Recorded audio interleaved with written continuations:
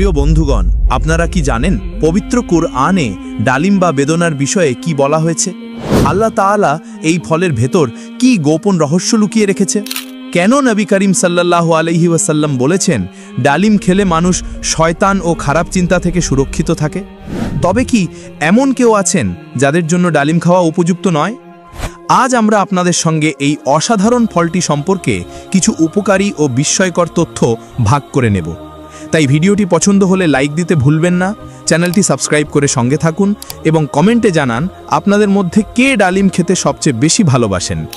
আসসালামু আলাইকুম সম্মানিত দর্শকবৃন্দ, আপনারা নিশ্চয়ই সুপার ফ্রুট শব্দটি শুনেছেন, কিন্তু জানেন কি আসলে কিভাবে কোনো ফলকে সুপার ফ্রুট বলা হয়? চিকিৎসকরা সেই ফলগুলোকেই সুপার ফ্রুট বলেন যেগুলোতে প্রচুর ভিটামিন, খনিজ ও অ্যান্টিঅক্সিডেন্ট থাকে। এই উপাদানগুলো শুধু আমাদের দীর্ঘ ও সুস্থ জীবনযাপনেই সহায়তা করে না, বরং দেহের রোগ প্রতিরোধ ক্ষমতাকেও শক্তিশালী করে তোলে। এই কারণেই ডালিমকেও একটি সুপার ফ্রুট বলা হয়। আরবি ভাষায় ডালিমকে বলা হয় রুম্মান। এর উৎপত্তি প্রাচীন পারস্যে, তবে বর্তমানে পৃথিবীর বহু স্থানে এটি চাষ করা হয়। ইরান আজ বিশ্বের সবচেয়ে বড় ডালিম উৎপাদক দেশ। পবিত্র কুরআনে আল্লাহ তাআলা 3টি স্থানে ডালিমের উল্লেখ করেছেন। জান্নাতবাসীদের জন্য যে ফলগুলোর প্রতিশ্রুতি দেওয়া হয়েছে তার মধ্যে ডালিমও রয়েছে। সূরা আর রহমানে আল্লাহ বলেন, উভয় বাগানেই থাকবে নানান ফল, খেজুর গাছ ও ডালিম। আর এক জায়গায় সূরা আল আনআমে বলা হয়েছে, তিনিই সৃষ্টি করেছেন লতা ও অলতা বাগান, খেজুর গাছ, স্বাদে ভিন্ন ভিন্ন ফসল, জলপাই ও ডালিম, যার মধ্যে কিছু একরকম দেখতে হলেও স্বাদে ভিন্ন। আল্লাহ আরও বলেন, যখন ফল পাকে তখন তা খাও, আর ফসল কাটার দিনে তার প্রাপ্য হক আদায় করো, কিন্তু অপচয় করো না। নিশ্চয়ই আল্লাহ অপচয়কারীদের ভালোবাসেন না। সূরা আল আনআম আয়াত 141। তাফসীরবিদদের মতে খেজুর ও ডালিমকে আলাদা করে উল্লেখ করার কারণ হল, খেজুর একদিকে যেমন ফল তেমনি খাদ্যও, আর ডালিম ফলের পাশাপাশি একটি গুরুত্বপূর্ণ ঔষধ হিসেবেও বিবেচিত হয়। তাফসীরকারক কুরতুবী এভাবেই ব্যাখ্যা করেছেন। প্রিয় বন্ধুগণ, নিশ্চয়ই আপনি শুনেছেন একটি ডালিম 100 রোগের ওষুধ। এই কথাটি সম্পূর্ণ সত্য। শুধু এর দানা নয়, বরং গাছের শিকড়, ছাল, পাতা, এমনকি ভিতরের পাতলা হলুদ আস্তরণও মানবদেহের জন্য আশ্চর্য রকমের উপকারী। আল্লাহ তাআলা এই ফলের ভেতর অসংখ্য রোগের প্রতিকার রেখেছেন, যা একে করে তুলেছে এক অনন্য নেয়ামত। আল্লাহ ডালিমের ভেতর বহু রোগের আরোগ্য শক্তি লুকিয়ে রেখেছেন। আপনি হয়তো অবাক হবেন জেনে যে ডালিম খেলে বদহজম, বুক জ্বলা, এমনকি অহংকারজনিত মানসিক চাপও কমে যায়। এটি আপনার চিন্তা শক্তির উপর ইতিবাচক প্রভাব ফেলে। তাছাড়া এটি পেটের ইনফেকশন ও আলসারের জন্য এক চমৎকার প্রাকৃতিক ওষুধ। চিকিৎসকরা মনে করেন প্রতিদিন ডালিমের রস পান করলে কোমর ব্যথা দূর হয়, আর যদি সেই রসে মধু মেশানো হয় তবে তা বার্ধক্যের প্রভাবকে ধীর করে দেয়।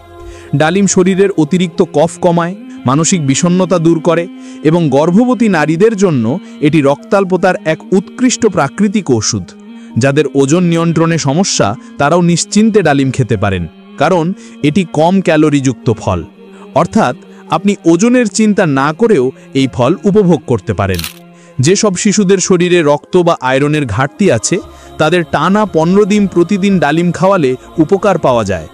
যেসব শিশুদের অন্ত্রে ক্রিরির সমস্যা থাকে, নিয়মিত ডালিম খেলে শুধু ওজন কমা বন্ধই হয় না, বরং পেটের নানা রোগ থেকেও মুক্তি মেলে।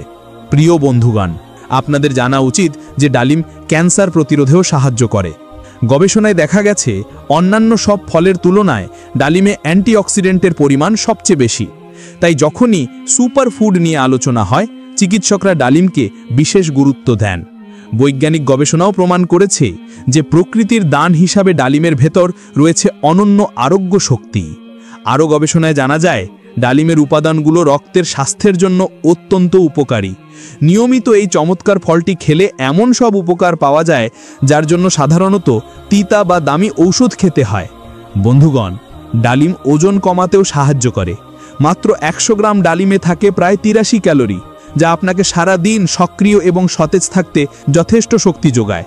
যারা ডায়েটে আছেন তাদের জন্য ডালিম একদম উপযুক্ত ফল, কারণ এতে প্রচুর আঁশ বা ফাইবার রয়েছে, যা ক্ষুধা কমায় এবং হজম শক্তি বাড়ায়। সবচেয়ে ভালো দিক হলো ডালিমে কোনো চর্বি নেই, তাই ওজন কমাতে ইচ্ছুকদের জন্য এটি নিখুঁত একটি বিকল্প। ডালিম খেলে ব্রণ কমে, চুল পড়াও হ্রাস পায়। ভিটামিন সি ত্বককে উজ্জ্বল রাখার জন্য অপরিহার্য, আর ডালিমে অন্যান্য উৎসের তুলনায় 4 গুণ বেশি ভিটামিন সি রয়েছে। এছাড়াও এতে প্রচুর ভিটামিন ই আছে। প্রতিদিন আধা গ্লাস ডালিমের রস পান করলে মুখের ব্রণ দূর হয়, ত্বক হয় মসৃণ, তারুণ্যদীপ্ত ও উজ্জ্বল। ডালিমে থাকা প্রাকৃতিক অ্যাসিড শীতকালে ত্বককে রুক্ষতা ও শুষ্কতা থেকে রক্ষা করে।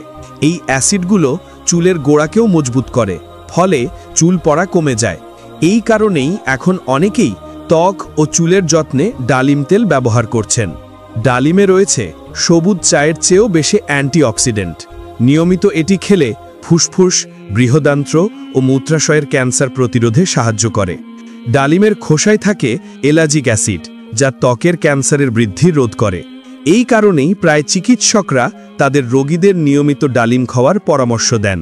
তাছাড়া ডালিমে আছে লোহা, পটাশিয়াম ও ম্যাঙ্গানিজ, যেগুলো মানবদেহের জন্য অত্যন্ত প্রয়োজনীয় খনিজ উপাদান। এতে থাকা ফাইটোকেমিক্যাল শরীরের কোলেস্টেরল ও রক্তচাপ কমাতে সাহায্য করে। বন্ধুগণ, ডালিম প্রকৃতির এক অনন্য দান।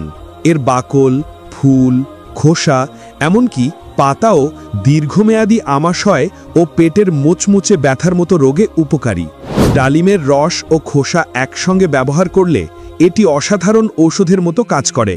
তবে বন্ধুগণ, মনে রাখবেন, যেভাবে প্রতিটি জিনিসের সঠিক ব্যবহার আছে, তেমনি ভুলভাবে গ্রহণ করলে ডালিমও ক্ষতির কারণ হতে পারে।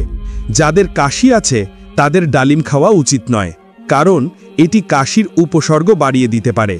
একইভাবে যাদের অম্লতা বা অ্যাসিডিটির সমস্যা আছে তাদেরও ডালিম এড়িয়ে চলা ভালো, কারণ এর ঠান্ডা প্রকৃতি হজম প্রক্রিয়াকে ধীর করে দেয় এবং অ্যাসিড রিফ্লাক্সকে বাড়িয়ে তুলতে পারে। আরও একটি বিষয় মনে রাখবেন, কিছু মানুষের শরীরে ডালিমের প্রতি অ্যালার্জি থাকতে পারে। তারা যদি খেতে চান তবে আগে চিকিৎসকের পরামর্শ নেওয়া জরুরি।